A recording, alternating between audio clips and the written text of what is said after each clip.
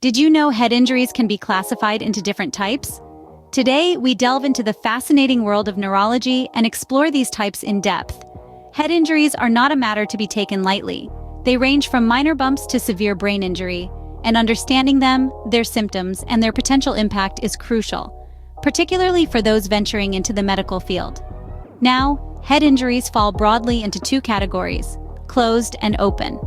Closed head injuries occur when the head sustains a blow, but the skull remains intact. Think of it as an internal injury. On the other hand, open head injuries are when the skull is fractured or penetrated, causing direct harm to the brain. This understanding forms the foundation of diagnosing and treating head injuries, making a world of difference in patient outcomes. Now that you have a general idea about head injuries, let's dive into the specifics. Closed head injuries include concussions and contusions.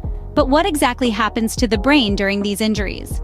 Let's start with concussions, which are mild traumatic brain injuries often resulting from a blow to the head. The brain is jolted within the skull, causing temporary alterations in brain function. This can lead to a brief loss of consciousness, confusion, and memory problems.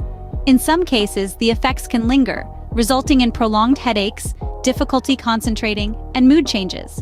On the other hand, contusions are bruises on the brain itself, caused by a direct impact to the head. Picture a peach getting bruised when it's dropped. It's similar for the brain. Contusions can lead to bleeding and swelling in the affected area, potentially causing more serious symptoms like seizures or weakness in the limbs. Both concussions and contusions underscore the importance of protecting our heads. These injuries may not be visible on the outside, but they can cause significant damage on the inside. On the other hand, open head injuries are often more visible and potentially more dangerous.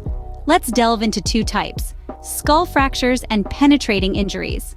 A skull fracture is exactly what it sounds like, a break in the bone of the skull. It's the result of a substantial impact to the head. There are different types, such as linear fractures, depressed fractures, and basilar fractures. The symptoms might include pain at the site of the injury, swelling, and sometimes visible deformity. Now, imagine an object like a bullet or a sharp instrument penetrating the skull and entering the brain. That's a penetrating injury. It's as grim as it sounds. These injuries can cause significant damage, depending on the path the object takes through the brain. Symptoms can range from bleeding and loss of consciousness to seizures, depending on the areas of the brain affected. These injuries are severe and require immediate medical attention. So remember, if you or someone you know experiences any of these symptoms, don't hesitate to seek help. Did you know there are two types of hematomas that can occur due to head injuries? Let's discuss epidural and subdural hematomas.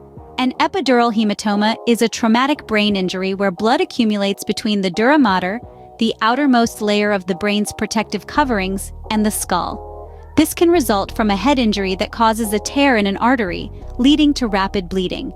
Interestingly, the classic presentation involves a lucid interval after the injury, where the person may briefly appear fine before deteriorating due to the expanding hematoma. On the other hand, subdural hematomas occur when blood collects between the dura mater and the arachnoid membrane, another layer of the brain's protective coverings. This can result from a head injury that causes tearing of veins, leading to slower bleeding compared to epidural hematomas. Subdural hematomas can be acute, subacute, or chronic, with symptoms including headache, confusion, and neurological deficits. Hematomas can be life-threatening if not treated promptly, emphasizing the importance of immediate medical attention. Lastly, we have intracerebral hemorrhage, a serious condition where the brain itself bleeds.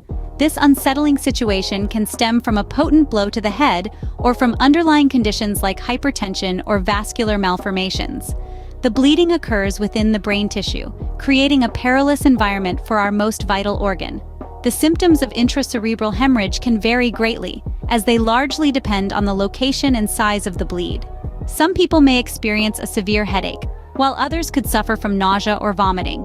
More serious symptoms can include seizures and neurological deficits, such as weakness, numbness, or even loss of coordination. Intracerebral hemorrhage is a medical emergency that requires immediate attention. Without prompt treatment, the building pressure from the bleeding can lead to further brain damage, and in worst-case scenarios, it could even be life-threatening. The complexity and severity of head injuries underline the importance of timely medical intervention. Remember, when in doubt, seek help.